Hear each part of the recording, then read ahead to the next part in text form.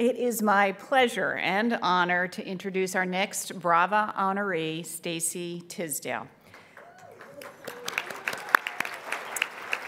Stacey is an on-air financial journalist who has reported on business and financial issues for more than 20 years for some of the largest organizations in the world, including PBS, Al Jazeera America, CNN, CBS, and NBC, just to name a few. Stacey is also a blogger for Huffington Post and has written for O Magazine and appeared on the Oprah Winfrey Show. Today, Stacey is president and CEO of the financial media and education content provider called Mind Money Media, Inc., and she's the author of the book, The True Cost of Happiness, the real story behind managing your money. Her philanthropic career, though, is as long and impactful as her business career.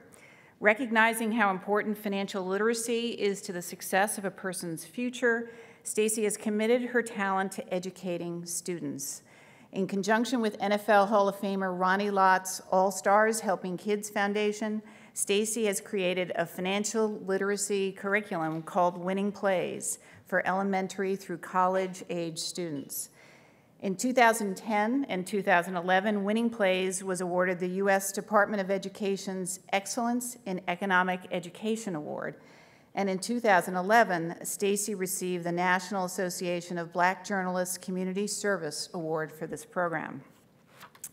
She has created a personal finance curriculum for college students on behalf of the White House and conducted research for the United States Congress on the financial behavior of professional athletes. She's a board member and advisor for Operation Hope, and Stacey is on the advisory committee for the Gloria Steinem Endowed Chair for Media, Culture, and Feminist Studies at Rutgers University. And I'd love for you to know that in her youth, Stacey skated for 15 years competitively and was a National Figure Skating Association gold medalist. So we have several on-ice athletic stars here today. Another one ready for the Olympics, I think, as well, Jenny. Stacey, would you please join me at the podium?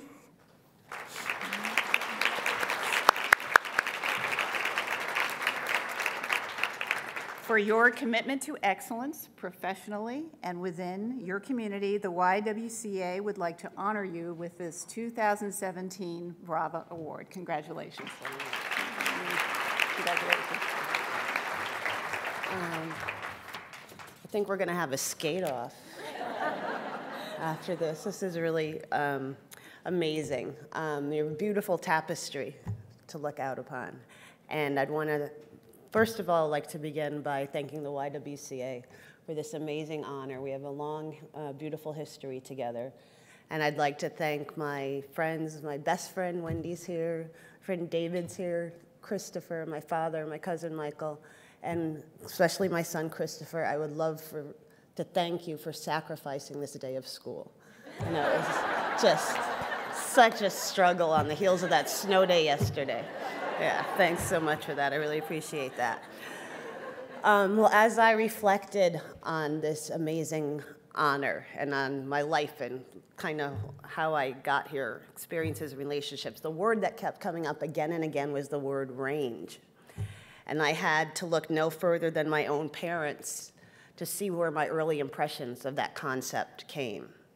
My mother was born to a poor sharecropper in North Carolina, and she went on to make her way to Connecticut, where she became one of the most famous educators in the country. There's a school named after her in Bridgeport, Connecticut, Stacey Tisdale Elementary School, and she has been called...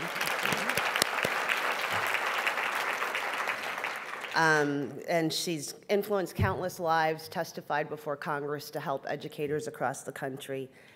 Such range.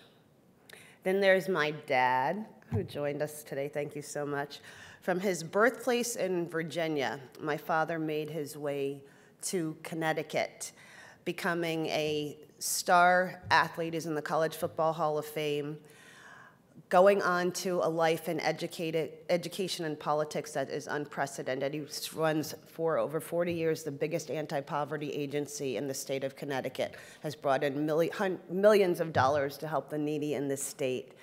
He has only stopping for 4 years to be an economic advisor for President Carter. And it was just, again, a lot of range. So a typical day in our house had visits from the poorest and neediest to celebrities wanting to champion my father's causes to politicians like Senator Ted Kennedy. Again, a lot of range.